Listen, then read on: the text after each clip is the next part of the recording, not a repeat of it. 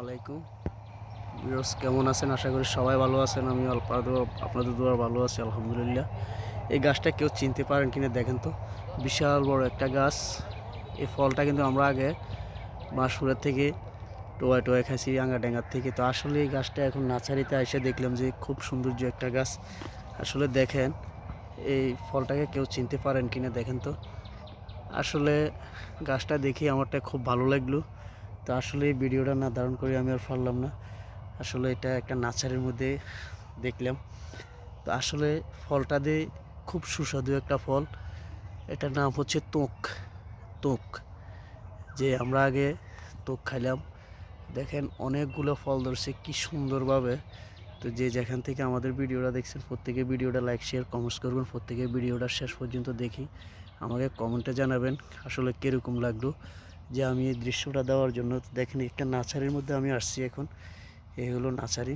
ছোট ছোট গাছের মধ্যে কিভাবে লেচি, আম, অন্য অন্য গাছের ফল, পাকা ফুল কীভাবে আসছে খুব সুন্দরভাবে।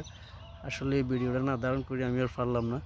তো আমাদের ফ্রেন্ড ফলোয়ার ভাইরা কে কোথা থেকে দেখছেন আমাকে একটু কমেন্টের মাধ্যমে জানাবেন। খুব সুন্দর, দেখেন অনেকগুলো ফল ধরছে এই গাছটার মধ্যে। গাছটার ফলটা মানে এরকম দেখা যাচ্ছে, দেখেন খুব সুন্দর ফল। তো আসলে এই ফলটা আসলে সবাই চিনতে পারে না এখনকার পোলাপান যারা আছে তারা তো চিনতেই পারেনি। তো আসলে আমাদের দেশে গাছ লাগান, গাছ রোপণ করুন, দেশকে রক্ষা করুন। দেখেন অনেকগুলো ফল ধরছে খুব সুন্দরভাবে।